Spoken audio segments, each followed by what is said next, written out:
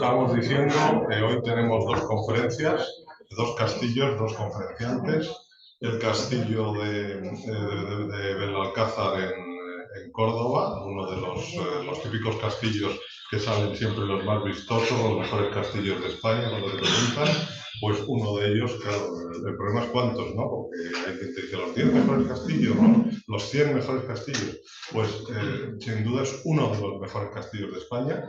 Y nos hablará Rafa Moreno. Rafa Moreno es, como sabéis, es uno de los investigadores de la asociación, pero sobre todo es conocido porque lleva las redes sociales de la asociación.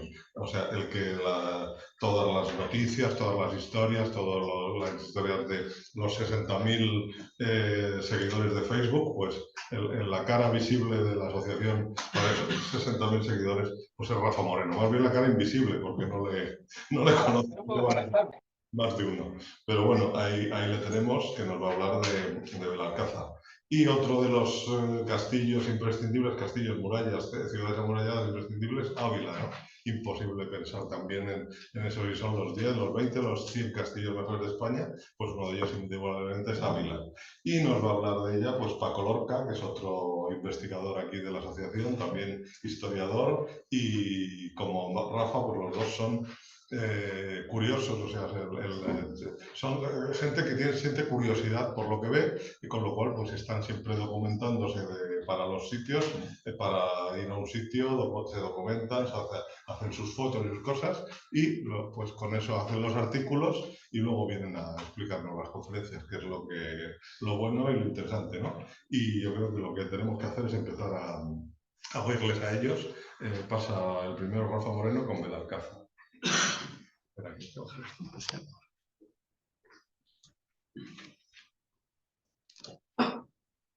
Bueno, buenas tardes. ¿Se me oye bien? Sí, ¿verdad? Ahí está. Ahí está. Sí. Buenas tardes. Bueno, como bien nos está diciendo Pablo, yo os voy a presentar el castillo de Belalcázar y os voy a hablar de algunos asuntos, pues algunas cosas que no cupieron en el artículo, porque claro, el artículo estaba limitado a una serie de páginas y de estos castillos tan grandes, tan bonitos y con tanta historia, pues siempre hay mucho que decir.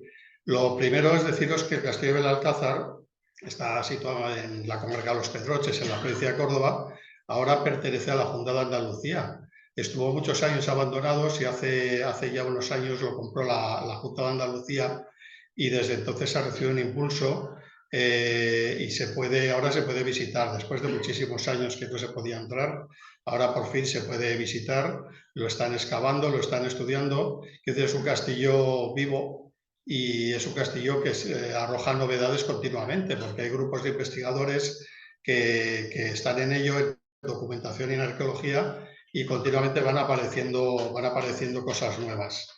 Este castillo es muy vistoso, como podéis ver. Sabéis que tiene la torre del homenaje más alta de las que se conservan en España, probablemente la más alta que se ha construido también, y claro, ha llamado la atención de mucha gente pues, que se dedica a estudiar castillos. En el siglo XIX el más destacado fue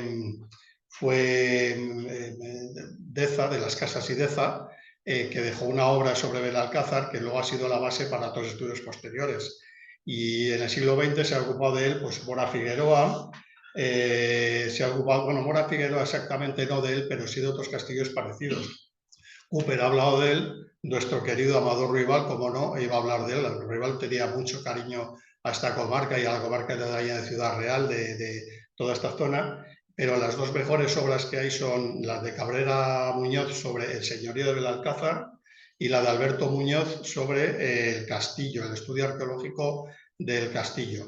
Son las dos más completas y son realmente buenas. En Alberto Muñoz es el que me voy a basar yo para daros esta conferencia, que va a hablar sobre aspectos menos conocidos del castillo, sobre sus aspectos defensivos y sobre sus aspectos arquitectónicos. Una pequeña introducción para hablaros del señorío, para contextualizar. El señorío de Belalcázar, los condes de Belalcázar, bueno, el señorío comienza en el año 1444, cuando Juan II le da pues, unas tierras a Gutiérrez de Sotomayor, que es el gran maestre de la Orden de Alcántara. le da esas tierras porque Gutiérrez de Sotomayor es del partido Juan II y le apoya y es un incondicional de él. Esas tierras que le da Sotomayor, Juan II se las quita a Córdoba, antes eran de Córdoba, toda esta Gaet, Belalcázar antes se llamaba, por esa época, se llamaba Gaet, pertenecía a Córdoba. Y eso, pues Córdoba lo digirió muy mal y estuvo años reclamando lo que creía que era suyo. El señorío costó mucho consolidarlo. Murió Gutiérrez, dejó de sucesor a su hijo Alfonso, que fue segundo señor de Belalcázar, pero todavía no fue conde. Alfonso se casó con la mujer que sacó aquello adelante, una mujer sobresaliente, que fue Elvira de Zúñiga, y Alfonso murió con 28 años, lo asesinó un criado suyo, bueno, porque debía tener todos los defectos que suponemos en un señor feudal, según cuenta un hombre tirano, déspota, y un criado furioso pues lo mató con 28 años. Le heredó su hijo, el que ya fue el primer conde de Belalcázar, que se llamó Gutiérrez II, y su hijo pues lo dejó para meterse a fraile. Era un hombre que tenía mucha vocación religiosa y se tuvo que meter a fraile, con lo cual el señorío estuvo bajo la tutela de... Bueno, cuando murió Alfonso, se tuvo que hacer cargo del señorío Elvira de Zúñiga, la mujer, porque el hijo, el que se metería luego a fraile, era menor de edad. Creció, se metió a fraile y heredó Gutiérrez III, que fue el segundo conde de Belalcázar, que pronto lo mataron en la guerra también. Entonces, bueno, pues el condado se quedó otra vez en minoría, otra vez Elvira se tuvo que hacer cargo de aquello y sacarlo adelante.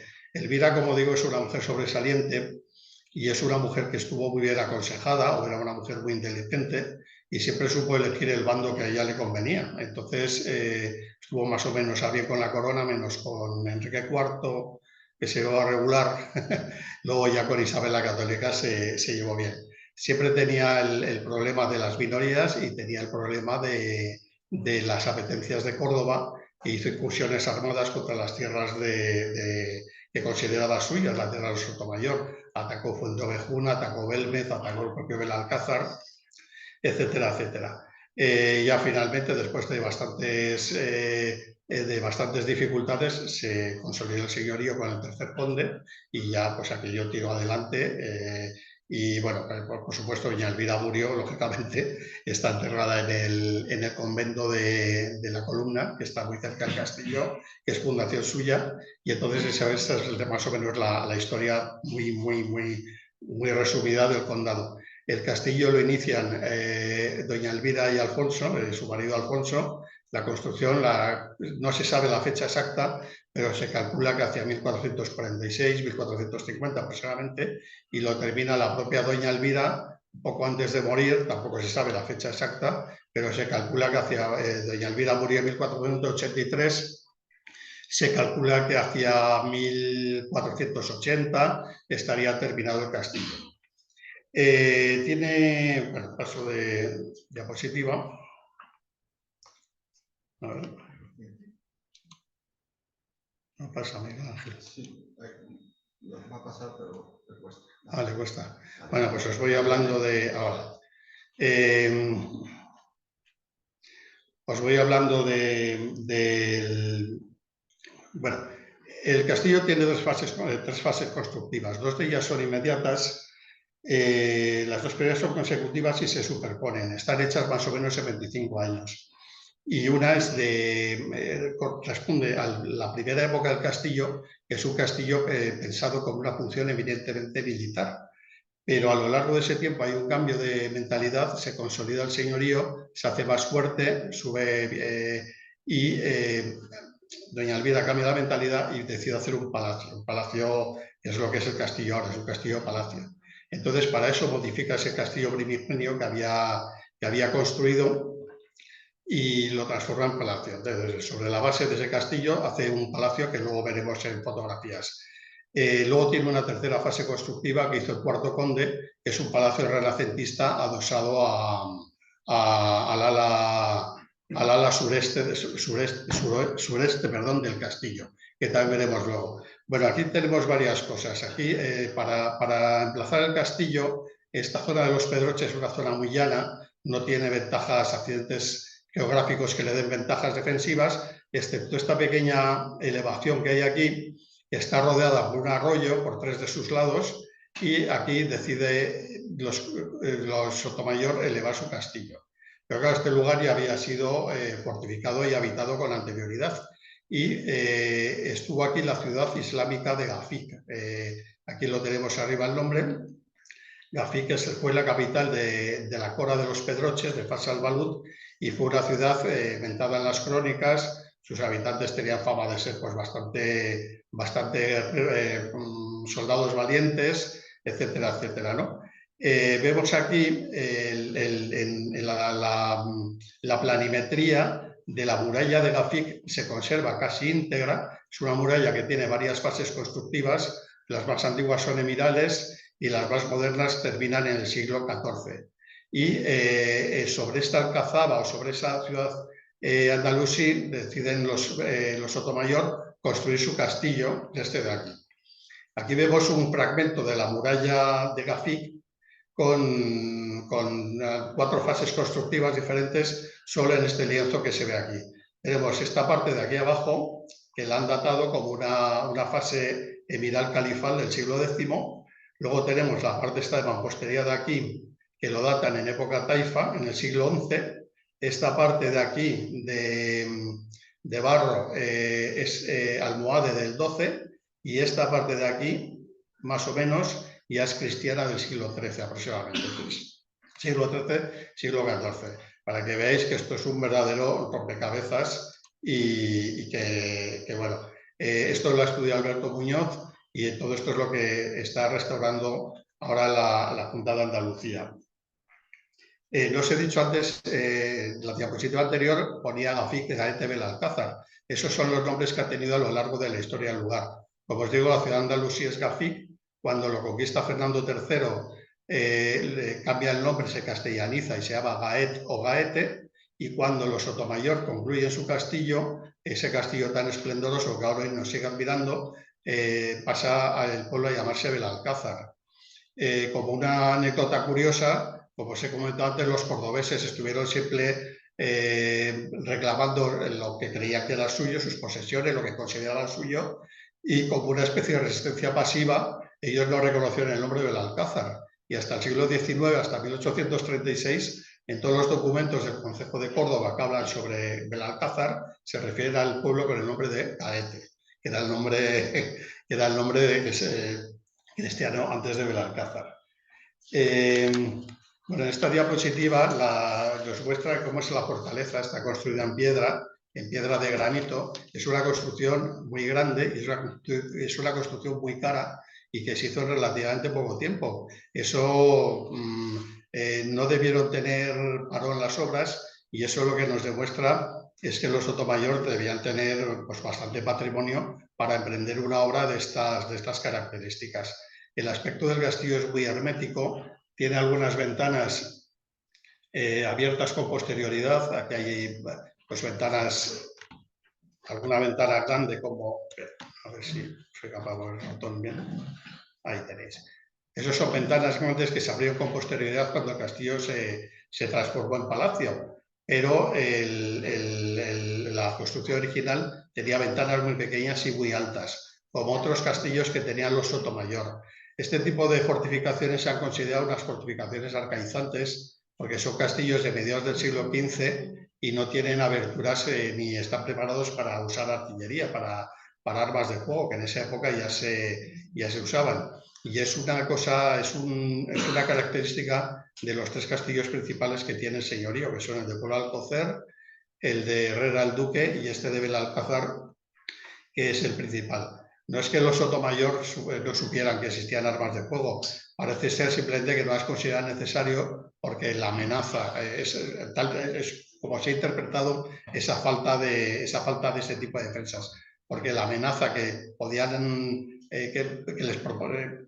la amenaza que provenía de Córdoba no era lo suficientemente importante como para invertir en ese tipo de recursos. Esa es la teoría que sostiene Alberto León, que como os digo es el que ha estudiado más a fondo las características del castillo.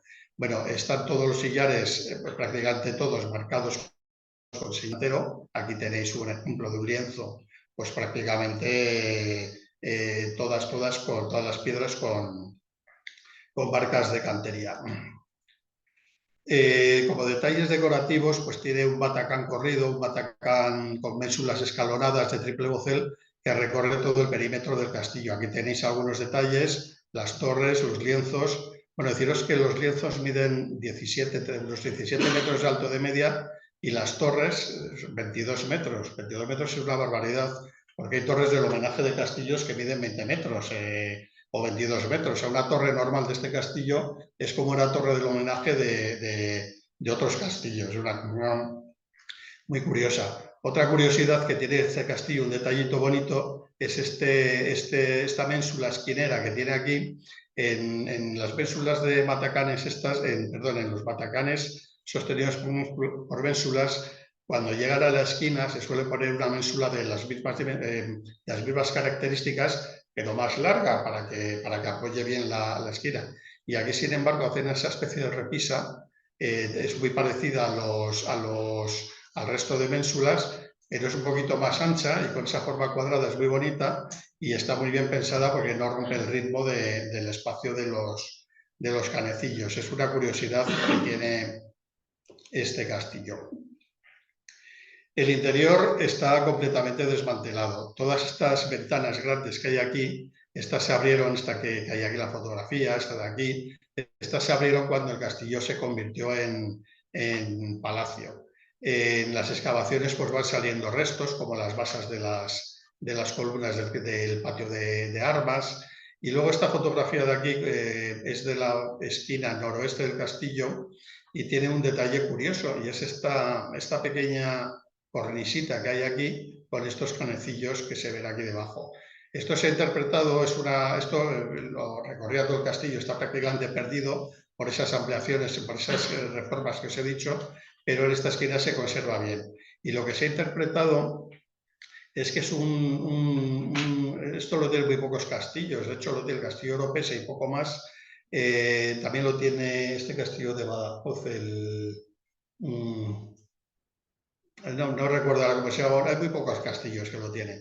Y se ha interpretado como una junta para impedir que la humedad de las lluvias entre, porque en estos canecillos se apoyaría la viga de un tejado, de la viga durmiente, y sobre eso apoyarían las otras vigas. Y las tejas irían a parar justo a esta zona sombreada. Y entonces es una especie de junta para que el agua resbale y no se meta justo en el huequito que queda pequeño entre el tejado y el ajuste de la viga, lo cual es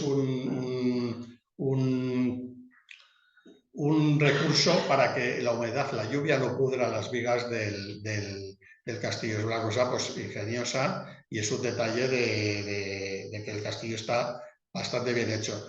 Aquí tenéis también una esquinita con un bocel de triple también. Esto lo que es un pequeño ensanche del camino de ronda, luego lo veremos en fotografías, para permitir el paso por detrás de las torres esquineras. Tiene detallitos el castillo que son bonitos.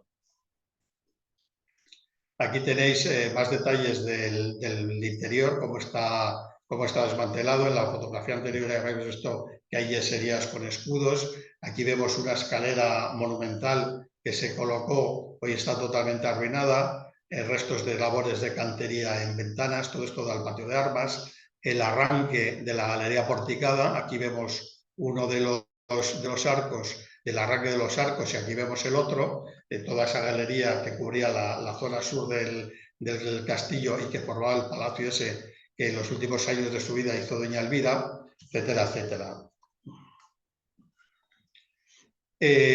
Cuando el castillo se arruinó, el castillo se empezó a arruinar a partir de la Guerra de Independencia. Este castillo tuvo un pequeño episodio bélico en la Guerra de Independencia. Cuando lo ocuparon los franceses, estuvieron allí bastante tiempo, ellos hicieron algunas modificaciones para adaptarlo a sus necesidades bélicas, y llegaron los ingleses y lo bombardearon el castillo. Estuvieron un día entero bombardeándolo. Los ingleses solo pasaron por allí, pararon, bombardearon el castillo y se fueron, porque por lo visto iban de paso y tenían prisa, pero lanzaron como 300 bombas al castillo, de las cuales todavía se ven impactos en algunas fachadas.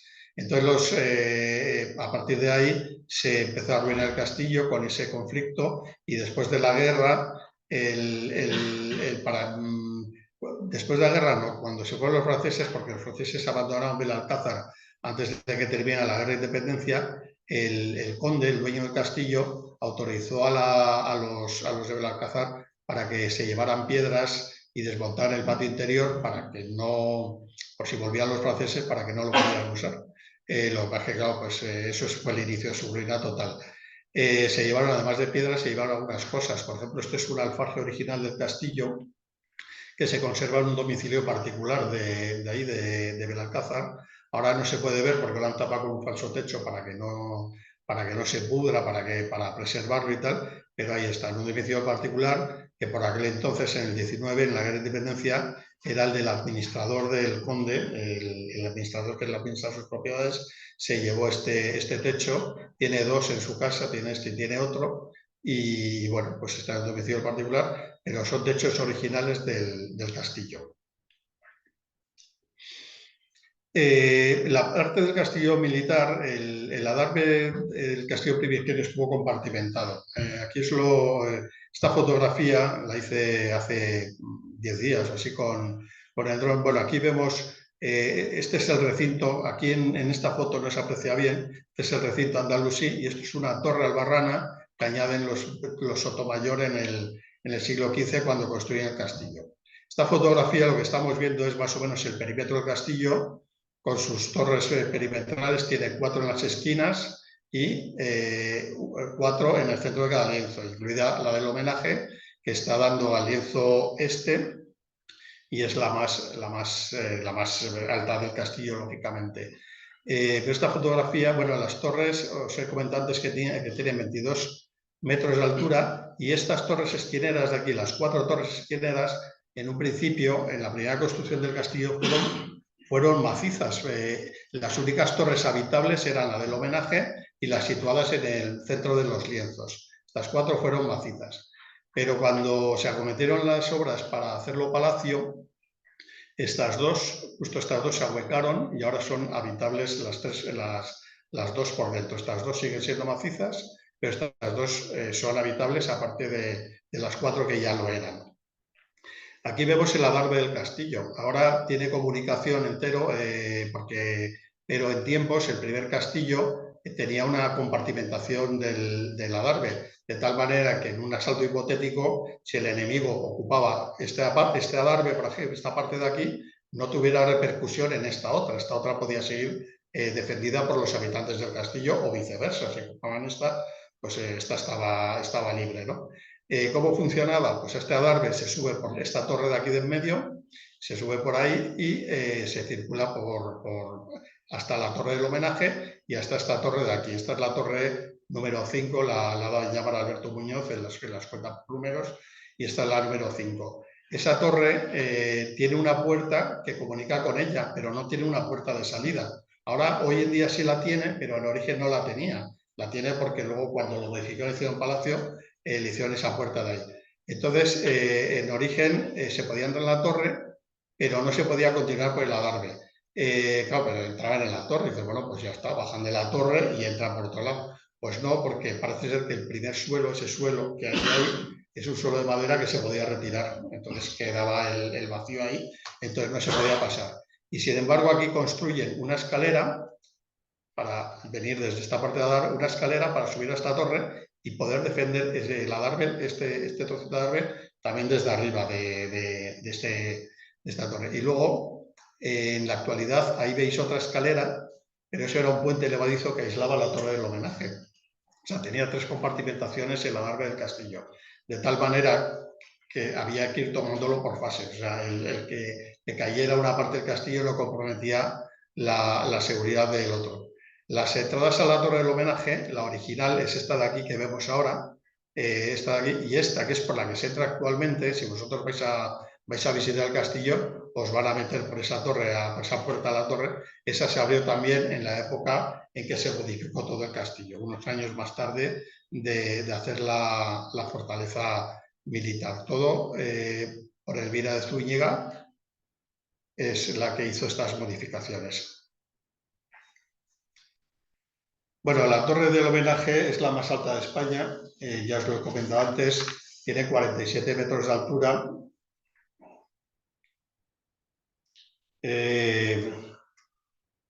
Sí, tiene 4 o 5, los muros tienen 4 metros y medio de grosor, es una torre monumental en todos los aspectos y tiene una planta rectangular, es casi cuadrada, de unos 17 metros de lado, no llega a ser cuadrada, porque un lado mide 17 y otro mide 16 o algo así, pero bueno, es prácticamente cuadrada. Esos 47 metros habría que añadirles el parapeto y las almenas, que hoy faltan, con lo cual muy posiblemente alcanzará aproximadamente los 50 metros de altura la torre. La veis como es muy descollante sobre el resto de la fortaleza, que es muy grande y muy alta también.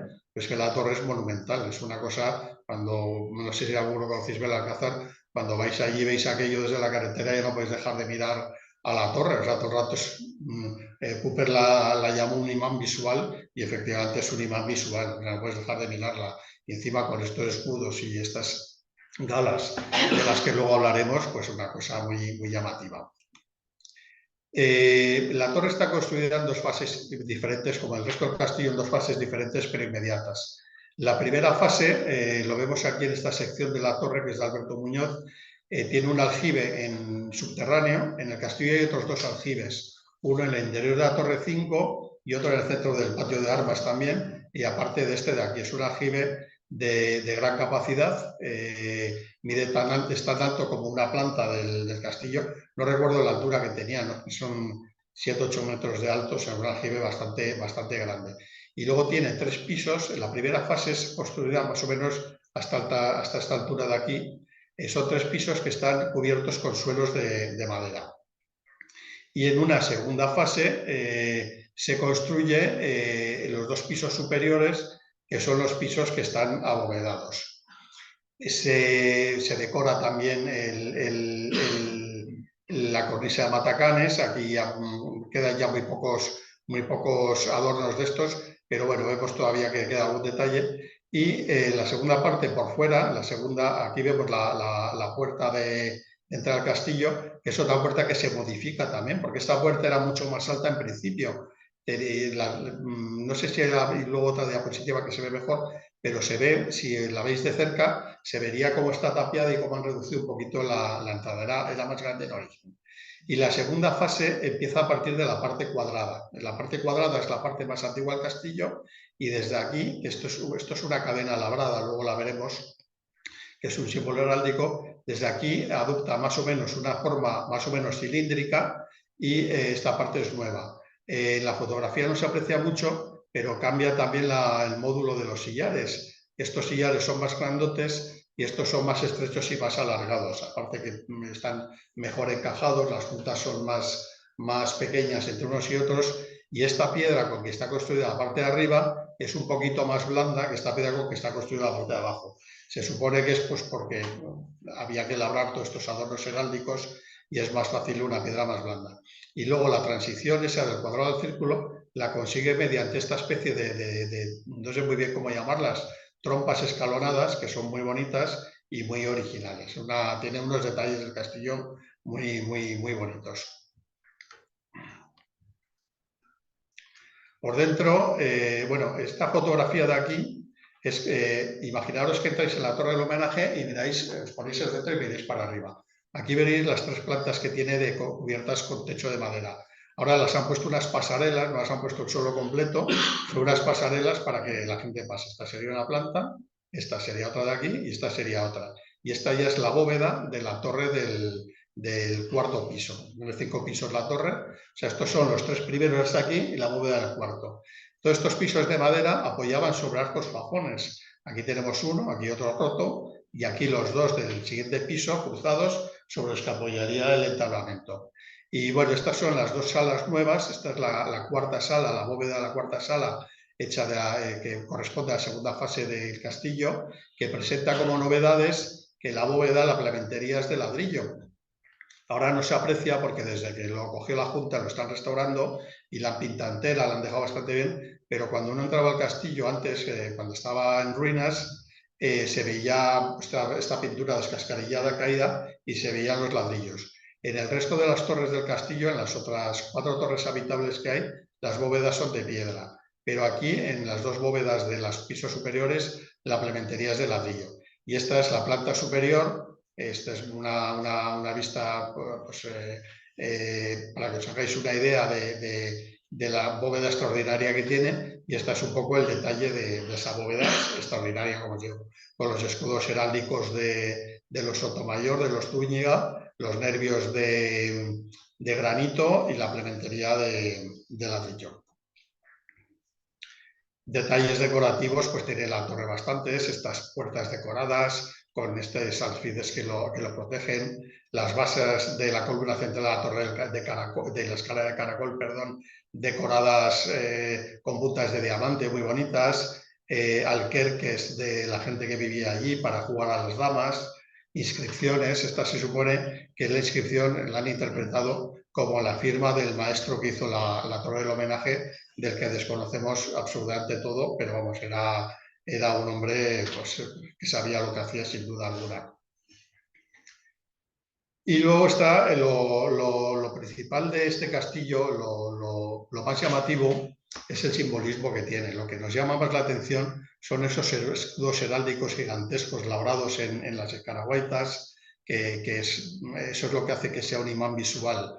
Esos escudos de los Sotomayor, ese jaquelado, son el escudo heráldico más grande de España. No sé si no recuerdo las medidas, pero como 6 metros de largo y como 4 metros de ancho, una cosa, o sea, es una cosa impresionante verlo de cerca. Es impresionante verlo en fotografía, pero verlo de cerca es impresionante. Y tiene mucho simbolismo la torre, porque con esto los Sotomayor lo que están lanzando es un mensaje a los de Córdoba y a todos los que ponen en duda su legitimidad, diciendo que esas tierras son suyas y que ahí mandan ellos. Tienen en las escaraguaitas labrado el escudo de los Sotomayor.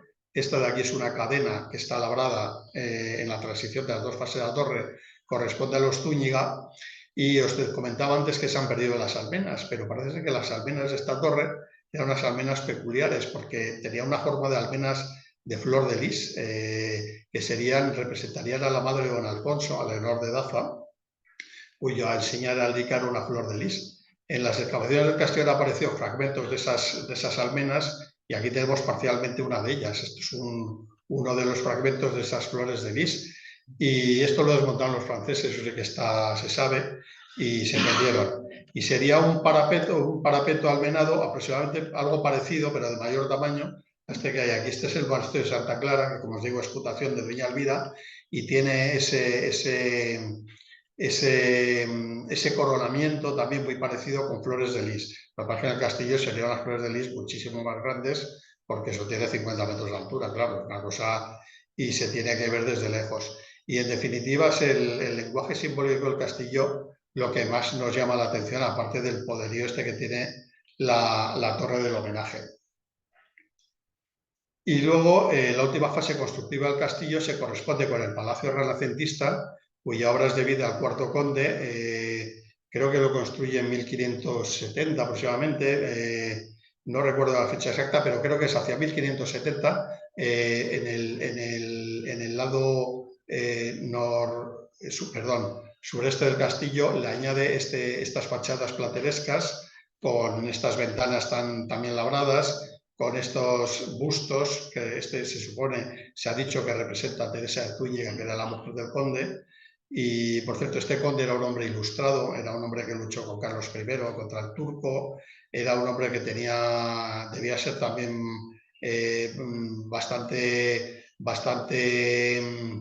debía tener los defectos aquellos de los señores feudales también, ¿no?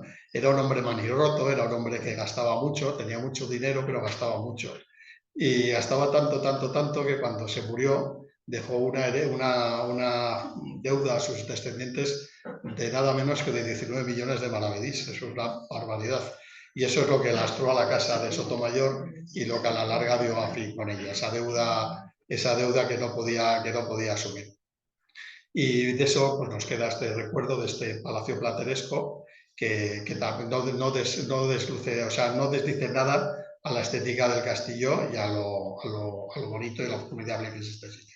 Y con esto pues he terminado, espero que os haya gustado y bueno, os animo a visitar. Aquí tenéis otra fotografía que se ve muy bien la muralla de Lafitte, la muralla sobre la que está edificada el castillo, y os animo a que vayáis a conocerlo si no lo conocéis, porque es un sitio, hay que ir, no es un sitio de paso. También es verdad que hay que ir allí, pero es un sitio muy poderoso, los alrededores son muy bonitos también y tiene mucho que ver esa comarca.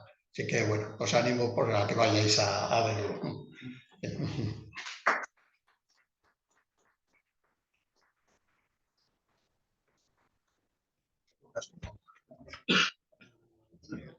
No sé pasa ahora esto. Si nos vemos nosotros o... Yo creo que no hace falta hacer.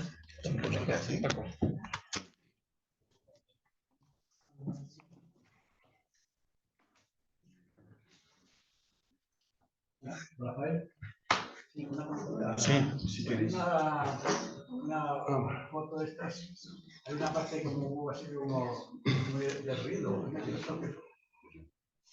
Ahora cuando termine Paco lo vemos y te lo digo. ¿Se le ve bien?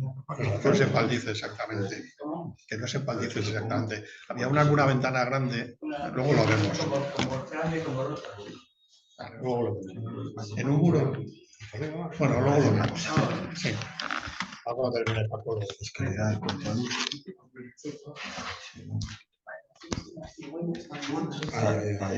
Un poco menos. Bueno, se tiene que poner. ¿Ya? Hola, buenas tardes. Sí. Empiezo. Bueno, yo voy a hablaros de la muralla de Ávila.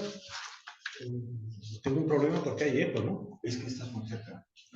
Es que yo con mi sordera pues, no tengo demasiado retorno. Habla. ¿Ahora? Ahora. Vale, mejor. Bueno, voy a hablaros de la muralla de Ávila, que en principio todos son problemas. O sea, son problemas porque hablar de la muralla es hablar de un monumento que ha estado vivo durante 800 años. O sea, no se abandonó nunca. El problema principal es que no hay documentación ni nada que nos diga cuándo comienza a construirse. Así que, bueno, en principio, iba a hacer una introducción que falta la documentación. Todo lo que se va a hablar de la muralla de Ávila hasta que empieza a haber documentación y empieza a haber restos arqueológicos son leyendas. Es decir, Doña Urraca y Raimundo de Borgoña, Alfonso el Batallador que casa con Doña Urraca y es el malvado de la película, y luego tenemos la defensa de Ávila por don Jimena Blázquez, que la defiende 100 años antes de construirla. Así que esto ya, en principio, lo dejamos para más adelante. Comentando eso, la leyenda nos dice el padre Ariz, que es un benedictino del siglo XVI, que escribe una historia, que más que la historia en sí parece que quiere justificar un poco el reinado de Doña Urraca. Según el padre Ariz, la muralla se manda a construir en el año 1092 y tarda 9 años en construirse. Esto es una barbaridad porque son 2,5 kilómetros de muralla y es imposible. Ya cuando empieza a haber cierta documentación, resulta que en 1146 ya se acredita que existe un portero. O sea, un portero es un funcionario del ayuntamiento o del municipio que se encargaba de cobrar los impuestos. Ya en el año 1046, o sea, 50 años después de que en teoría se había fundado la ciudad. No obstante, hay un geógrafo, Ab Idrisio, árabe, que de oídas, parece ser, dice que Ávila no es más que un conjunto de aldeas. O sea, ni habla de la cerca, ni de muralla, ni de construcción. Bueno, tiene la misma opinión de Segovia. Con lo cual, pues bueno, ¿cuándo se empieza a construir? Pues a partir de entonces se cree que cuando Alfonso VII muere, divide el reino en sus dos hijos, ¿no? En ese momento de su muerte, en 1157, divide el reino, Ávila queda en Castilla y empieza a tener la necesidad de defenderse de León. Aparte, acaban de entrar en la península los almohades, que empiezan a presionar y hay otra causa, bueno, otra razón por la que tienen que fortificar la ciudad. Y, por último, las incursiones que hacen los aragoneses, que han tenido con Alfonso el Batallador, de defenderse. Total, que se cree que la construcción sigue viva en el año 1193, porque hay un diploma de Alfonso VIII que dice que todos los caballeros lo que cobren de las cabalgadas que hacen, o sea, de lo que recogen, tienen que pagar un quinto para financiar la construcción de la muralla. Y debe estar terminada ya hacia 1205-1215, porque cuando se confirman esos documentos ya no existen, es decir, ya dejan de pagarlo. Por lo cual es de suponer que entre lo que dice el geógrafo musulmán 1152 y 1205 es el periodo en el que la muralla se construye. Según la tradición, se ve ahí el mapa, la muralla empieza a construirse en el lienzo este, que es el que está más expuesto, pues es una llanura, y está más expuesto a los ataques del enemigo. Y va al contrario de las agujas del reloj, lienzo norte, lienzo oeste y lienzo sur. Luego también hay una última propuesta que nos indica que probablemente, en efecto, el primero que se construye es el lienzo este y no el norte, a continuación, sino el oeste, el que da al río, para intentar esquivar si hay ataques. Y luego los que están más protegidos por los escarpes naturales, que son el sur y el norte, cierran la muralla ya cuando están los dos primeros concluidos. ¿Qué razones puede tener? Bueno, hay una que es muy curiosa, que es que se supone que las tres puertas principales que tiene la muralla, que son la puerta del Alcázar, la puerta de San Vicente y la del río, o la del puente, perdón, son idénticas. Tan solo que la del puente es de un menor tamaño y carece de un arco, como veremos ahora. Y luego, una cosa que se me ocurre a mí, es decir, cuando se construye la muralla, lo primero que se construye son con piedras, lo primero que hay, que son restos de columnas romanas, cistas, estelas y berracos. Hay berracos betones y estos berracos solamente existen en el lienzo este, o sea, en el primero que se construye, y en el oeste, o sea, en el último. Aunque solo hay uno, pero solamente es ese, con lo cual las prisas no dejan acortar piedra y nada más. Bueno, ya con esto pasamos, aquí os podéis ver la puerta del Alcázar y la de San Vicente. No sé si por aquí que no veo el ratón. Bueno, puerta del Alcázar, puerta de San Vicente y abajo la del puente. Si os dais cuenta, la del Alcázar y San Vicente son prácticamente idénticas y la del puente carece del puente que hay arriba y es de menor tamaño.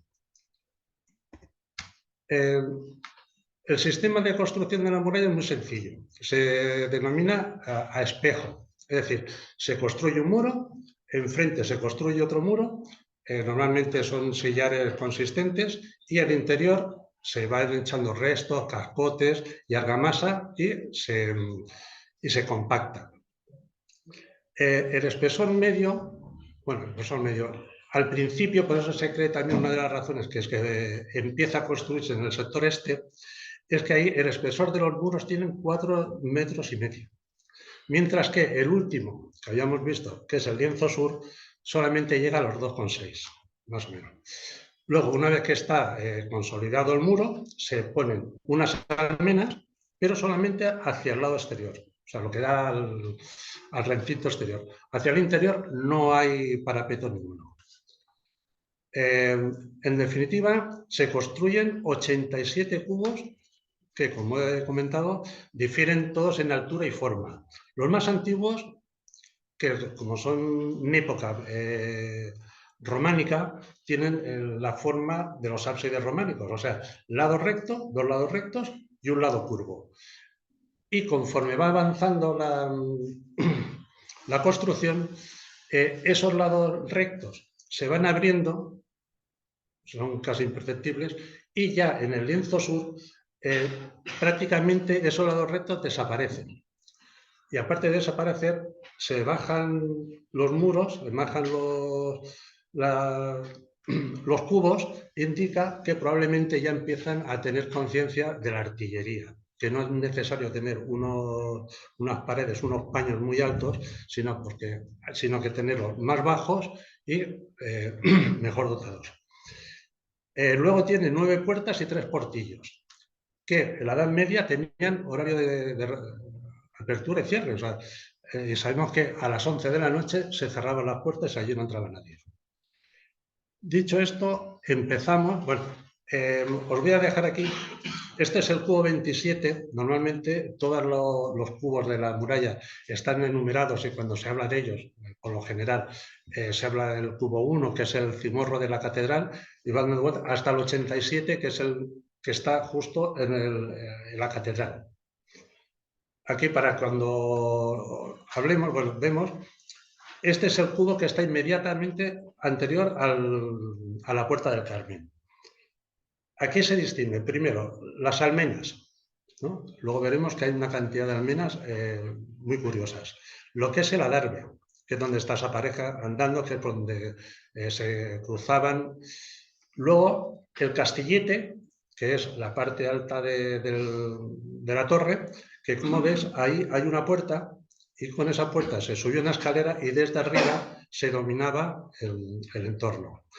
Esto, como veremos también, lo construyen los arifes musulmanes. Y una de las pruebas de ellas son esas líneas de esquinillas, que es muy propia de la cultura mudéjar musulmana, sobre todo lo que es la moraña abulense. En la cultura del ladrillo del mudéjar es impresionante y quedan muestras de esto. No quedan en todos, porque ahora lo veremos, la muralla sufrió muchos avatares. Empezamos con el lienzo este, vamos a ir más o menos rápido. Como os he dicho, es el que está más expuesto, se construye primero, posee muros más robustos, 4,5 metros, y los paños y la torre de más altura. Las de San Vicente y el Alcázar, las puertas, sobrepasan los 20 metros cada una, o sea, son verdaderamente impresionantes. El lienzo, todo el lienzo, sufre muchas reformas y, en definitiva, se construyen 3 puertas. La puerta del Alcázar o del Grande, la puerta del Peso de la Harina y la puerta de San Vicente. La puerta del Alcázar, como vemos, ocupa, si vais viendo el mapita que os he dado, es el esquinazo sureste. Y cuenta que lo que venía a hacer yo más o menos son las defensas con las que se dota a toda la cerca. Cuenta con defensas verticales, una guadera, rastrillo, el puente, que se denomina como adarve volado, o sea, porque comunicaba las dos partes de la torre. Y luego ahí contaba también con barbacana y foso. O sea, se había hecho una barbacana y un foso. El foso probablemente se sabía que llegaba hasta la catedral, pero también hay pruebas o documentación que comentan que podía llegar hasta el otro extremo de la puerta de San Vicente. Vamos a ver. Luego, continuando, está la de la puerta del Peso de la Harina. Esta puerta es una modificación reciente del siglo XVI que se reformó en tiempos de Felipe II porque había una puerta que se llama la del Obispo, que estaba pegando al cimorro de la catedral, y se decidió primero llevar allí los huesos del santo patrón, de San Segundo, y abrir la capilla de los Velada, con lo cual se modifica todo ese lienzo, se cierra una puerta, se tira un cubo y se abre esta puerta, que como veremos no tiene ninguna defensa vertical, y se le pega la Casa de la Misericordia, que en definitiva es un edificio que es para un fielato. Es decir, ahí es donde se cobran los impuestos, los portazgos para entrar a la ciudad. La puerta de San Vicente, como he visto, es similar a la del Alcázar, tiene lo mismo, de las mismas defensas verticales, buhedera, rastrillo, el adarve volado y cuenta también con 20 metros de altura. Aquí hubo un momento que se modificaron los paños. Como podemos ver, si veis aquí a la izquierda, la torre y el paño tienen la misma altura. Mientras que, ahora lo veremos en la siguiente fotografía, los de la derecha mantienen la diferencia de altura. O sea, el cubo se mantiene en alto y como 4 o 5 metros que habíamos visto antes sobre lo que es el paño. Aquí está. Los sistemas defensivos, os he dicho verticales, son la buhedera, que es de San Vicente, las dos son, esta buhedera que es para tirar piedras, agua hirviendo o bolas, y el rastrillo, que es esta, y esta es la buhedera, ¿no? Aquí el rastrillo, bajar el rastrillo para cerrar la puerta, y luego las puertas, y esto era el sistema defensivo si alguien conseguía entrar por la puerta. Luego, bueno, ya hemos visto eso, en ese lienzo nos queda el cimorro de la catedral. El cimorro se reforma en el siglo XV, se sabe que se construye aproximadamente a la vez que se construye la muralla, pero en el siglo XV se le da un carácter defensivo total, ¿no? Y se le dota con un triple adarve y se le añaden saeteras, una cosa curiosa, que siendo de la catedral, bueno, pues tenga esas saeteras. El cimorro lo custodiaba el mismo que custodiaba el alcázar, o sea, que tiene una función militar total. Y, como veremos, el adarve, que es lo que se va por donde mueve la tropa sobre los paños, aquí se corta. Se corta o bien porque es de la iglesia que no permite, o bien porque se considera que el cimorro es una torre avanzada que va a proteger el alcázar. Está como a 200 metros de la puerta del alcázar, ¿no? Pero bueno, es lo que se considera. Aquí lo vemos, esto, una línea de matacanes corridos que tiene saeteras, que son estas de aquí, prácticamente no se aprecian aquí. Luego tiene también un almenado colgado y esta tercera línea de adarve también, bueno, de adarve también almenado. El recrecimiento de la muralla que habíamos comentado antes. Cuando se ve que se construye la muralla, habíais visto en el Castillete primero que había una torre que se subía, a la torre, que había un hueco que había para subir a la torre, pues aquí desaparece. Es desde el cimorro de la catedral hasta el primer cubo de San Vicente. Hay un retranqueo, pues todo eso se suben los paños de tal manera que los cubos, el acceso a los cubos se tienen que cerrar también porque si no, ahí hay un hueco y que te caes. Y vamos a ver que se me ha ido. Y como vemos en la imagen de la izquierda, perdón, de la derecha, se mantiene, ahí sí que se mantienen la altura del cubo y del paño. Vamos a ver. Bueno, lo que os comentaba. La imagen de la derecha superior, veis que queda el hueco de la entrada a la torre. Mientras que en el de la derecha se nota aquí que han tenido que cegarlo para el uso de la artillería, con lo cual aquí se ponía el cañón y podía ir de un sitio a otro sin tener que salvar ningún obstáculo. Cuando se cierran, se suben los paños, perdón, se añade un nuevo sistema defensivo, que son unas ladroneras. Unas ladroneras que consisten en eso, en unos matacanes que en unas... Ahí está. Bueno, aquí se ven, es que ahora no me sale la palabra. Estas ladroneras, que son lo mismo para lanzar restos, piedras y agua hirviendo. Esta, por ejemplo, no se ve porque la tapa la casa de las carnicerías, la de la izquierda. La de la derecha es el primer cubo que hay, nada más entrar ya en un retranqueo que existe para la puerta de San Vicente. El lienzo norte. El lienzo norte hay dos puertas. Que vemos aquí, es muy espectacular, muy bonito. Nunca ha tenido nada pegado a las murallas, sobre todo por una razón muy sencilla.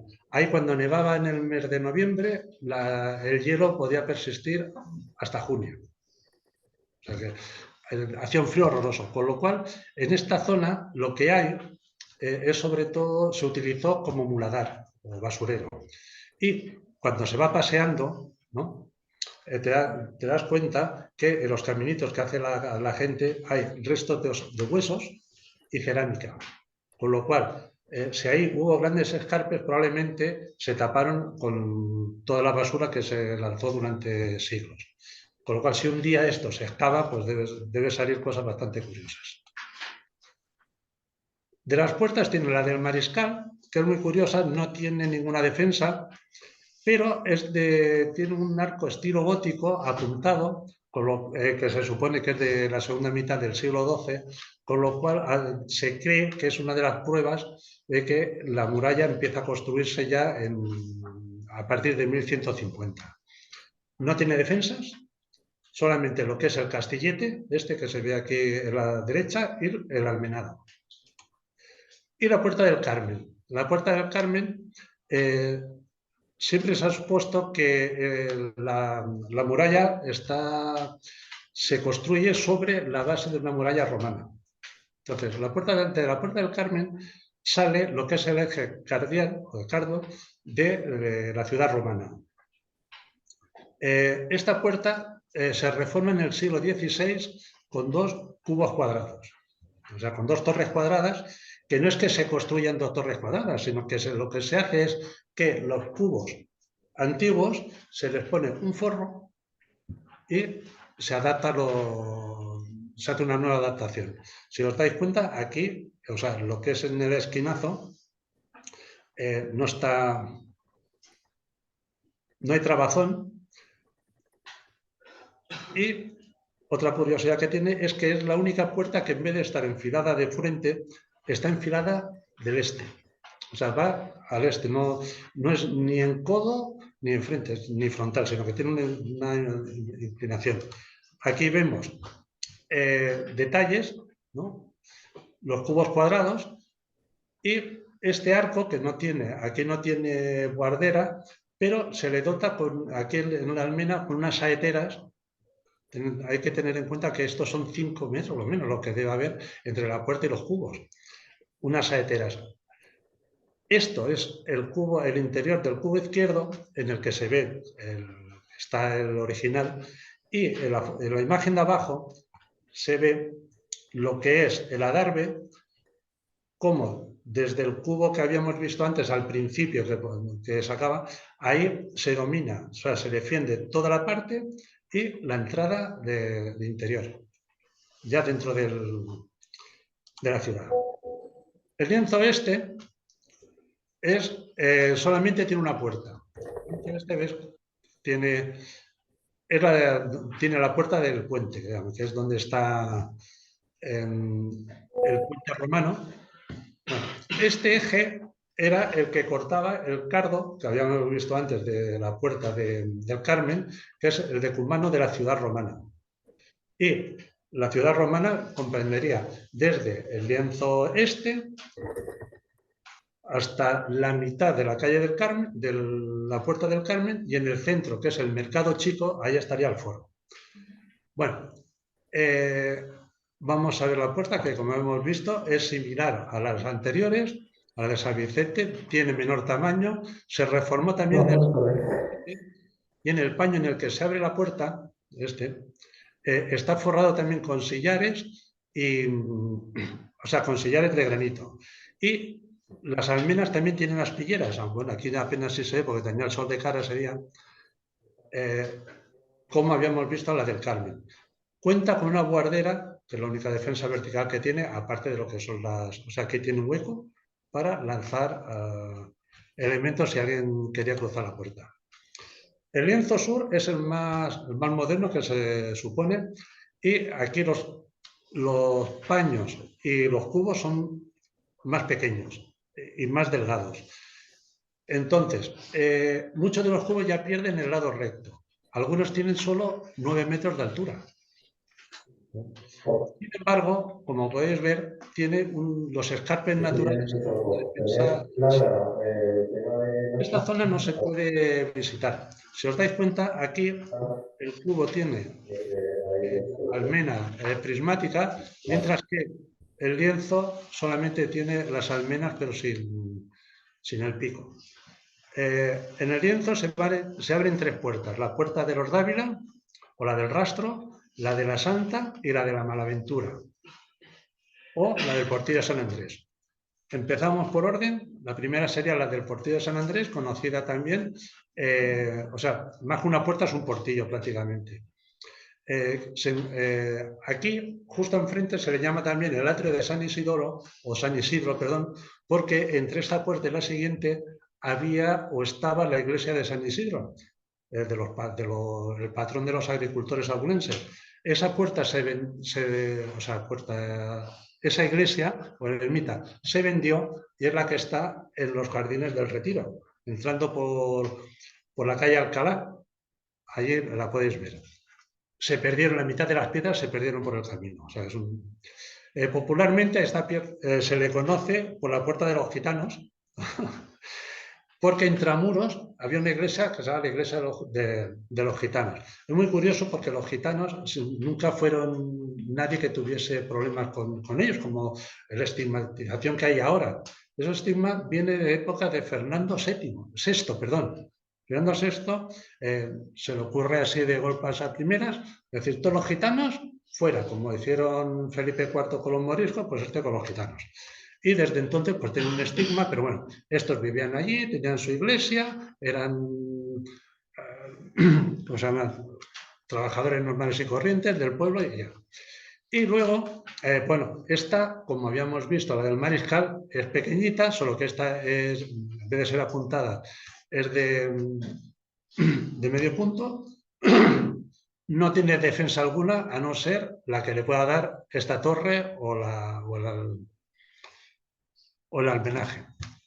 Luego está la Puerta de la Santa, muy curiosa, que es por la que se llega al monasterio de Santa Teresa.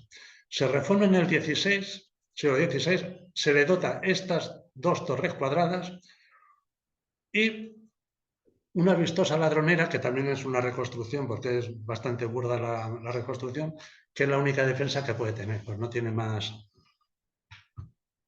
historia.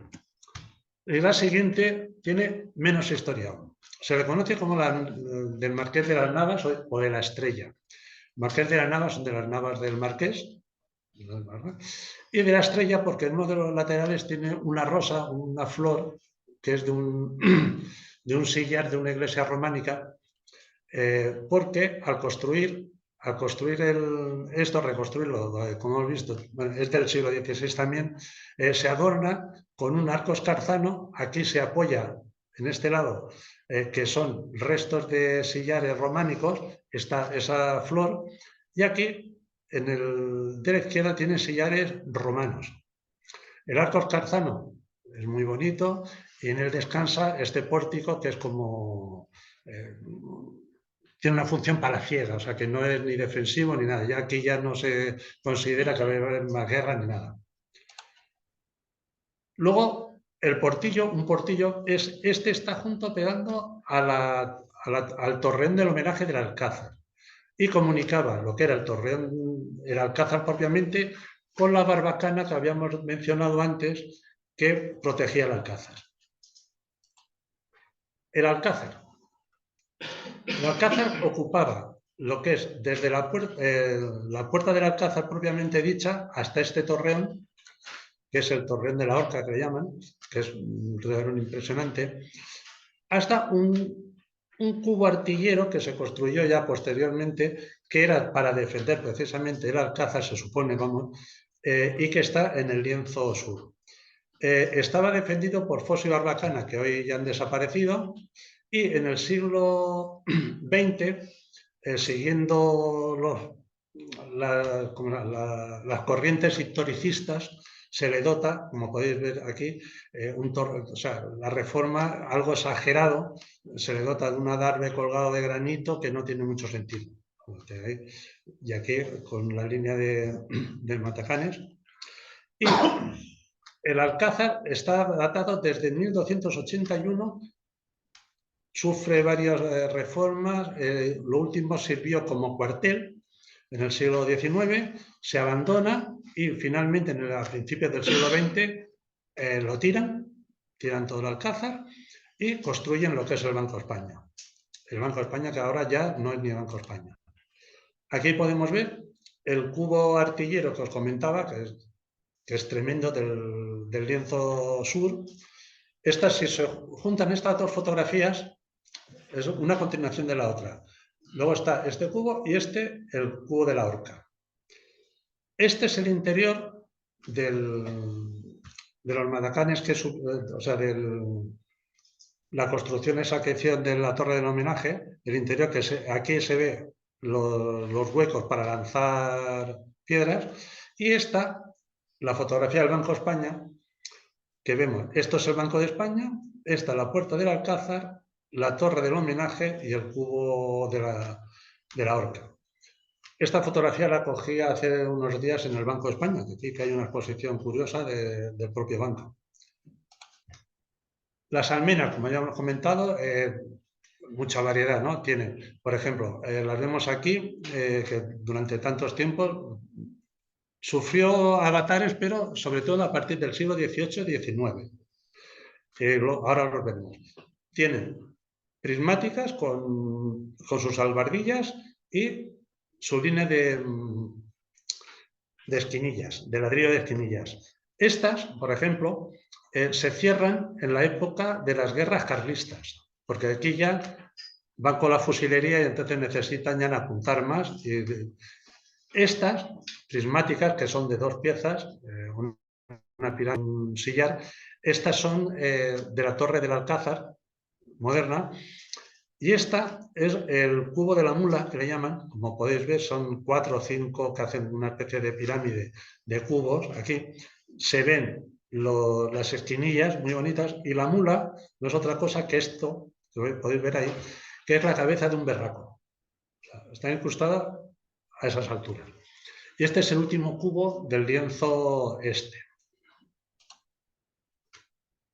¿Por qué esa variedad? Pues aquí lo podéis ver, así estaba la muralla, como podéis ver, a principios del siglo XX, o sea, que tampoco no ha pasado, está totalmente destrozada. Y aquí podemos ver un plano de 1387. Aquí, esto era empiezan las guerras carlistas, y se les ocurre, bueno, hacer prácticamente de todo. Por ejemplo, construyen aquí un rebellín, unas tenazas o tenazones, que son construcciones de piedra contra la artillería enemiga. Aquí un baluarte, como podéis ver, aquí otro baluarte, aquí un tercero, y en la Puerta del Carmen, por ejemplo, hacen aquí una especie de coracha que no va a ningún sitio, que se remata con otro baluarte. La catedral se utiliza, la van a utilizar como polvorín, y se cierran varias puertas. La ventaja o la suerte que ha tenido la vida es que todas estas cosas que hacían, en cuanto pasaba el peligro, se desmontaba. Se desmontaba absolutamente. Y, por ejemplo, el Paseo del Rastro que existe ahora, las piedras de muchos de estos baluartes se utilizaron ahí para colmatarlo y hacer el paseo. Prueba de ello es el mapa que os he entregado. 17 años después no existe nada de lo que hemos visto antes. Ni rebellines, ni baluartes, ni tenazones, nada, en absoluto. Y, pues bueno, es de 1854. Lo único que, si vais viendo, aquí podéis ver la iglesia de los gitanos, aquí la puerta del matadero, que está cerrada, porque claro, está ahí precisamente el matadero, y aquí en esta esquinita, la iglesia de San Isidro, o San Isidro, la que hemos visto que está en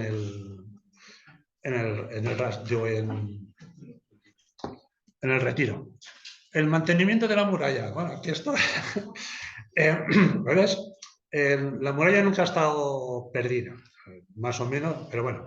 En 1481 existe una ordenanza municipal para mantener y reparar los adarves y las cavas de la ciudad. Y va por estamentos. Los caballeros hidalgos hacen la ronda. Los pecheros urbanos velan, o sea, por la noche. Los campesinos reparan los adarves y las cavas y suministran la piedra, la cal y la arena. Los judíos, lo que más dinero tendrían podría ser, ponían el hierro, que era lo más costoso.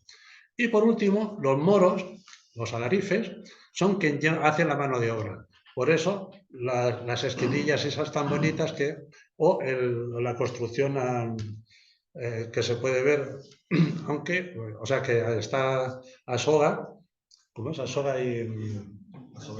Tizón y soga, perdón, que no me salía, también muy típica del Mudéjar. Hacia el siglo XIX surge en toda España una corriente que dice que las murallas encorsetan la ciudad y no le permiten crecer. Esto es una idea que viene de Madoz y parece ser que bueno, empiezan a tirar murallas, partes, lienzos, en todas las ciudades, en Barcelona, en Madrid, pero aquí en Ávila se mantiene. Se mantiene hasta tal extremo que en 1884 se declara Monumento Nacional la muralla de Ávila. Y es a partir de entonces cuando hay intervenciones, como hemos visto antes, historicistas, se tiran, se ponen almenas diferentes, bueno, hay todo esto. Y dice que desde entonces y hasta hoy se sigue manteniendo la buena salud de la muralla, el orgullo de la ciudad. Aquí vemos a este señor, Panfolo, ¿no? Que este es la persona que está encargada, o la empresa, es de los pocos canteros que hay que pica piedra y está encargado del mantenimiento de la muralla. O sea, se le contrata con un arquitecto y un arqueólogo y le dicen, pues hay que manejar todo esto. Y o sea, que aún se mantiene viva. Y ya por último, la reutilización de materiales que habíamos visto antes, pues aquí vemos un berraco celtibérico, probablemente del año entre el 200 y el 600 después de Cristo, y una cista romana. Se van reutilizando para subir el lienzo. Esto está en el lienzo pegando al cimborro de la catedral. Y con esto hemos terminado.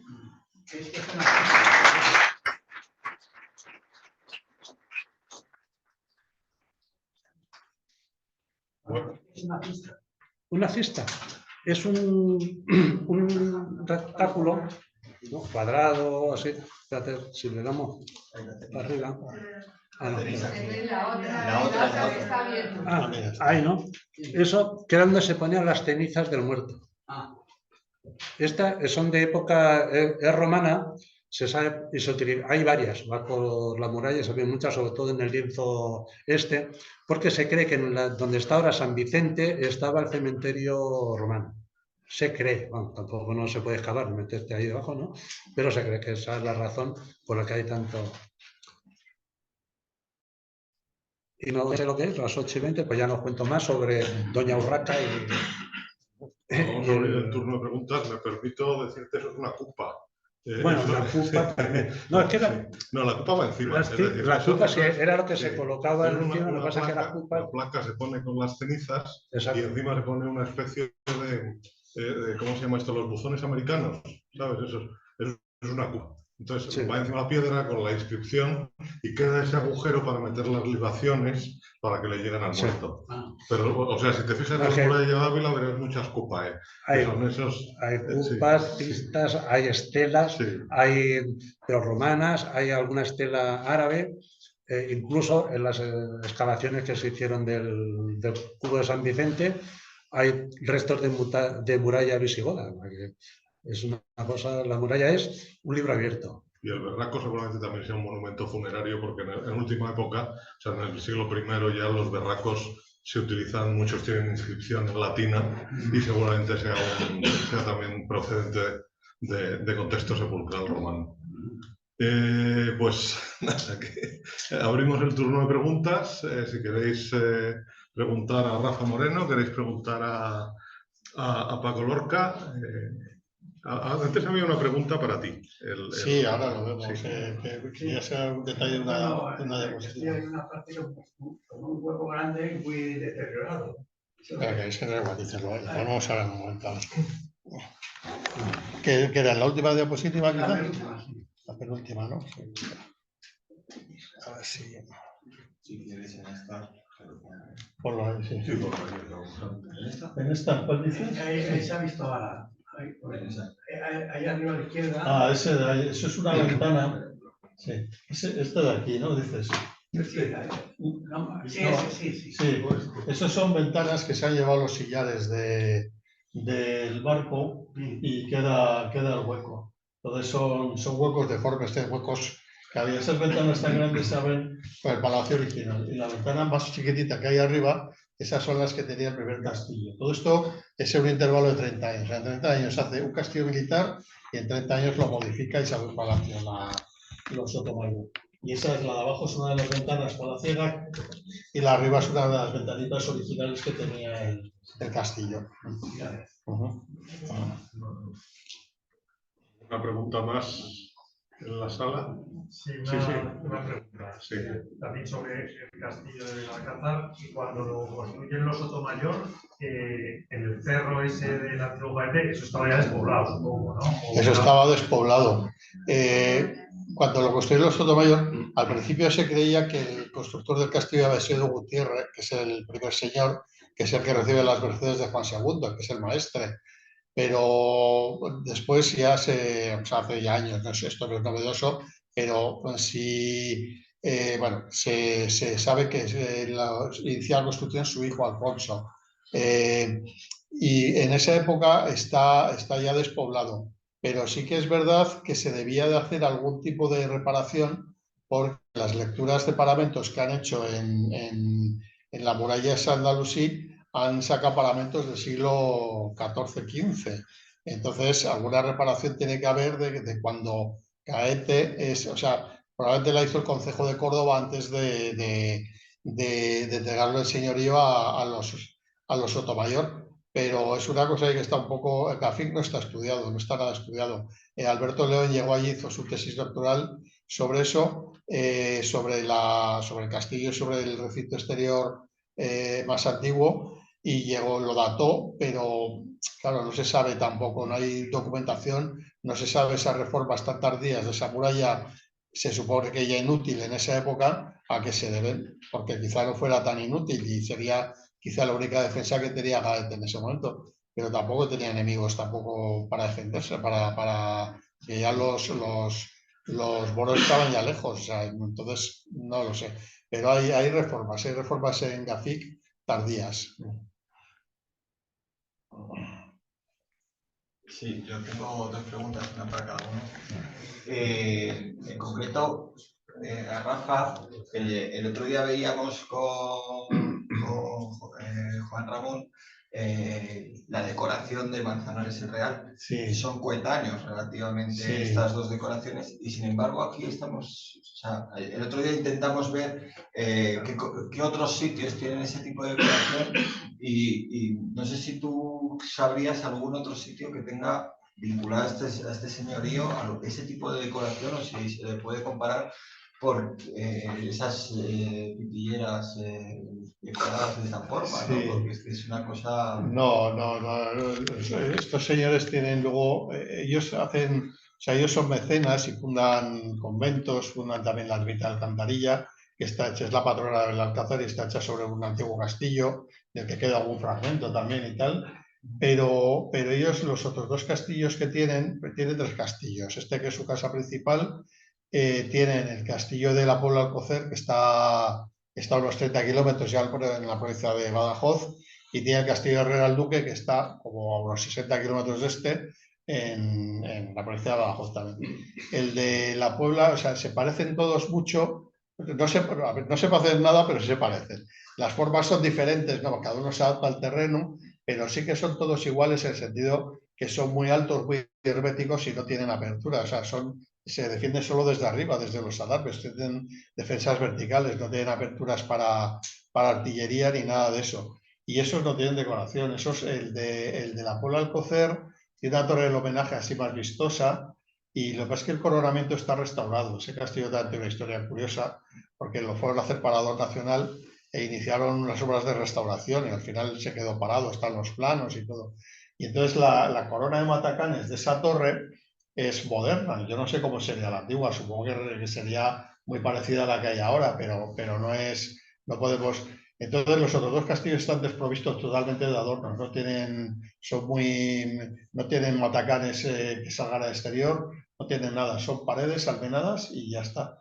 Entonces de estos señores no. Sin embargo, el monasterio de Santa Clara de la Columna, que es donde ellos están enterrados, sí que se parece bastante la cantería, el tipo de piedra, el color de la piedra, los nervios de las bóvedas, se parece bastante al castillo de Belalcázar. Pero eso es una apuntación de ellos si es cuentan en el castillo, o sea, no es raro. Y la Virgen de Alcantarilla, yo el interior no lo conozco porque siempre que he ido está la Virgen en el pueblo, entonces, porque es la típica Virgen que la trasladan en la romería. Pues cuando la Virgen está en el pueblo, la ermita está cerrada siempre.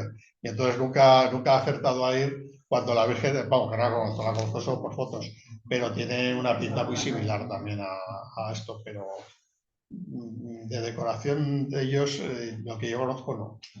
Es que llama la atención que el otro día vimos el ejemplo de Manzanares, este otro ejemplo, la proliferación que se produce en los castillos en esta cronología y la necesidad de los señores de representar la decoración. Me recuerda también, decías, el escudo de los Silva también ahí en Toledo, es una locura, pero ¿qué necesidad tienen de hacer esta ostentación?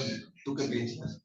Hombre, yo pienso, estos estaban peleados con los de Córdoba y los de Córdoba estuvieron, pues ya lo ves, hasta el siglo XIX reclamando esas posesiones que creían que les pertenecían. Entonces, al principio los de Córdoba debían ser más peligrosos, digamos, o sea, los de Córdoba debían ser realmente peligrosos hasta que llegó al trono Isabel la Católica. Luego, a partir de ahí se pacificó y es cuando hacen la modificación del castillo. Pero sí que es verdad que el mensaje lo lanzo. Digo, oye, que aquí mando yo, que estos son mis blasones y que soy un sotomayor. No soy un cualquiera. Que luego los sotomayor no eran para tanto tampoco, no eran de las familias más nobles ni más ricas, pero ellos tenían muy alta consideración de sí mismos, como no podía ser de otra manera. O sea, que bueno. Interesante. Gracias. El Castillo de la Puebla sí que tiene algún escudo de ellos, pero son escudos muy pequeñitos, nada que ver con esto. Y el de Herrera el Duque no tiene ningún emblema nobiliario ni nada, no sé si lo tendría. Me parece que encima de la puerta, hace tiempo que no recuerdo, me parece que encima de la puerta hay un hueco para poner uno, pero no me hagáis mucho caso que no estoy seguro.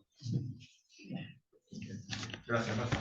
Y Paco, es muy diferente el ejemplo, claro, es una ciudad fortificada donde hay una evolución constante.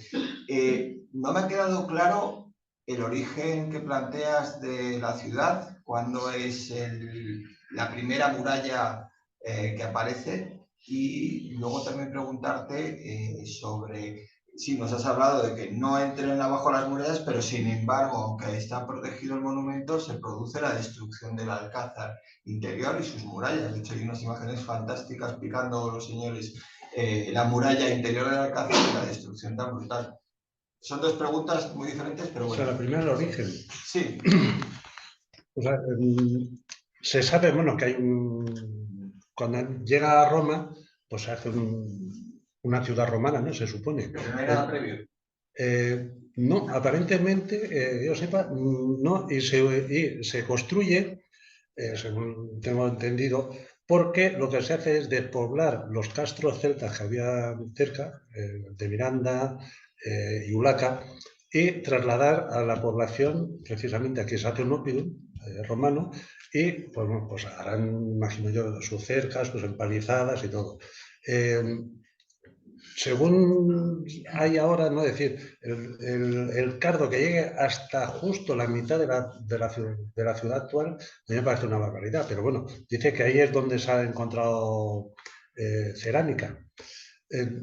Se abandona, debió abandonarse en su época, hay restos visigodos, luego hay, en la última excavación importante que hubo, se excava ¿cómo se llama? En el cubo de San Vicente, y ahí aparece un berraco.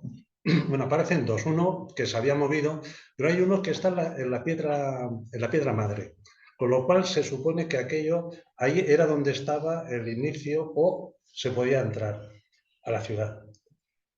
¿Qué ocurre? Que yo todos los castros que he visto, en ninguno hay una puerta, se marca la puerta con un berraco. Los berracos normalmente suelen estar en sitios que se supone que son para señalizar pastos. Se supone, lo último, Sanchís... Creo que hay uno o dos. Sí. Ubicados en su sitio original. Yo tengo en el pueblo uno, en Cingorría. Y es curioso, sí, porque coincide. Y además, está en la piedra, la de Mingorría yo me refiero, está en la piedra, en el límite que marca el horizonte y perfectamente alineado norte-sur. Es muy curioso porque el castro, por ejemplo, si el berraco está en norte-sur, el castro está hacia allá. O sea, se ve, tú ves dónde está el castro desde el berraco que tenemos nosotros en el pueblo. Pero la orientación es perfecta. De ahí, pues, se supone que, bueno, que luego hay restos de la muralla visigoda por la cantidad, cómo están ubicadas las piedras, todo. Y a partir de ahí, cuando llega o se empieza a crear la ciudad nueva, o sea, con Raimundo de Borgoña, le dicen que tiene que poblar Segovia, Ávila y Salamanca. De tierra y villa, ¿no? Una ciudad, de ahí, y de ahí se va creando la repoblación. Se supone que en un principio lo que sí se puede estar haciendo es reparar parte de la cerca que había. La cerca, por si acaso venían los almorávides que estaban todavía dando guerra por allá abajo, pero no hay constancia de que se levante cerca ni nada. Eso más bien, era la teoría que yo tenía, era la pugna entre Aragón, Alfonso I el Batallador, con quedarse con el reino de Castilla. El rey de Castilla se casa o lo obligan a casar a Urraca con él. Cuando Urraca se libera de su padre, de Alfonso VI, dice, mira chico, que te den. Yo soy la reina, tú aquí no pintas nada. Pero están guerreando constantemente. Y es en ese momento, se supone que es cuando empieza a edificarse la muralla que conocemos ahora. Que lo que había antes, incluso este señor que llamaban el portero, ¿no? Que firmaba, que era un alguacil del concejo, que se dedicaba a cobrar los portazgos, ese debía estar incluso en la cerca antigua, o sea, no en la nueva. Y es a partir de esos 1150, poco antes de que muere Alfonso VII, o después de su muerte, cuando ya se divide el reino entre Castilla, León, Fernando y Sancho. Y es ahí cuando, vamos, se supone que se construye toda la cerca. Y lo que habíamos hecho, el problema es, se sabe que empiezan por un lado, pueden continuar aquí o continuar alrededor, conforme se va evolucionando, pero vamos. La parte noble, la parte este, se la apoderan los poderosos, la aristocracia, los sufragas, y la iglesia. Se construye la catedral, y lo que son, abajo, lo que podían ser los arrabales, pero son arrabales intramuros, donde están los judíos, los moros y los artesanos, están o bien en la parte baja hay que tener en cuenta que desde el lienzo oeste, en el puente, hasta la Puerta de San Vicente hay un desnivel de casi 50 metros. O sea, que es toda una cuesta abajo. Esta zona es, exacto, lo que llamo, ¿no? Que todo va en función de que ya empieza, una vez que se ha construido la muralla, se empieza a distribuir por estamentos, ¿no? Pero que viene a ser eso, a partir de 1150 o cuando se construye lo nuevo. No sé si había otra cosa que era. Sí, no, era por preguntarle para aclarar un poco y demás, porque sí que es muy complicada la muralla. De hecho, todavía se sigue. Hace poco en el escrito que nos puso en la publicación de Castillos, la coordinadora de restauración de arqueóloga, nos enseñó el primer resto arqueológico de época romana y sobre todo lo llevaba a la zona del puente. Aún así nos queda muchísimo por saber, porque es que es muy raro que en una puerta medieval se instale un verraco y entonces el lado este no tiene mucho sentido que tú instales un verraco en una puerta cuando es un símbolo de entrada para las poblaciones betonas. Sí, sí. O sea, yo creo que queda tantísimo por descubrir y luego también Sí, que es lo bueno, que es muy complicada sí, la muralla de Ávila y muy interesante a la vez. Sí, sí, porque claro, está todo por escalar. Aparte de que no haya documentación, como he comentado en un principio, por ejemplo, el lienzo norte, que es tan bonito, tan espectacular, que haya tal acumulación de desperdicio, ¿no? De basura ahí. Claro, tú vas caminando, a mí me da cosas, ¿no? Es decir, un trocito de hueso, pero que es una barbaridad lo que hay. Hueso, cerámica de todos los tipos, ¿no? Yo voy, les hago las fotografías y se acabó. Pero ¿qué puede haber aquí abajo? O en el lienzo sur, tan potente, cuando se cubre todo, el lienzo sur, la muralla es más baja, aparte de lo de la artillería probablemente, pero estando allí te das cuenta que hay una zanja debe tener unos 15 metros o 10 de altura. Es decir, tiene a González Robledo decía, hay que hacer un ejercicio de imaginación y ponerte ahí abajo y ver el cubo que decía el de la horca, ¿no? Que es impresionante verlo desde abajo. Claro, todos esos escarpes ayudaban primero a que no fuese tampoco la muralla tan alta. Vale, muchas gracias. Y me queda lo del Alcázar. Sí, lo del Alcázar. Lo del Alcázar, pues desaparece. Es muy curioso porque entre las construcciones que hay de Ávila hay tres que sepan que tenían de esa época que tengan marcas de cantero. No existen prácticamente. En los cubos de San Vicente hay unas, lo que están altísimas y son vastas, unas cruces, siempre se repiten la misma. Pero en el Alcázar, Gómez Moreno sí que las recoge todas. ¿Y por qué se tira? Pues porque estaba abandonada. Había sido cuartel, se abandona. Y entonces, pues el Banco de España, como llega y dice, me quedo con todo.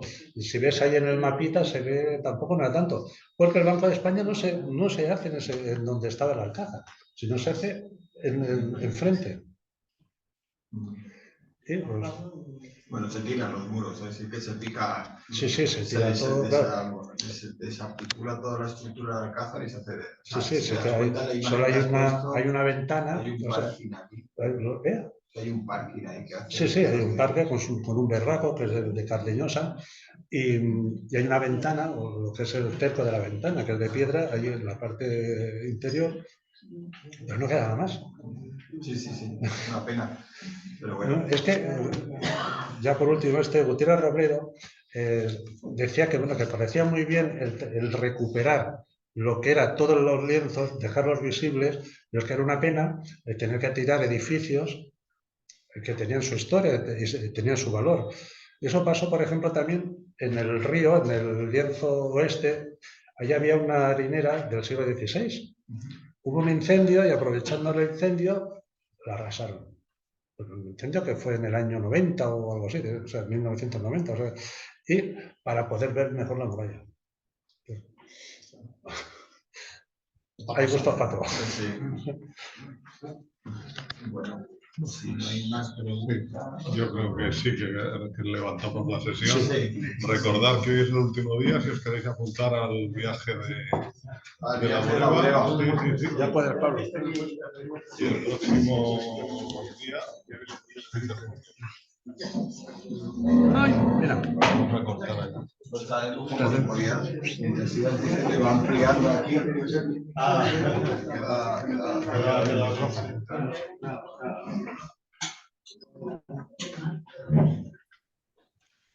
Muchas gracias a todos por la presencia. Cerramos la sesión online. Un abrazo a todos, un abrazo, Manel, y los que quedáis por aquí. Hasta luego.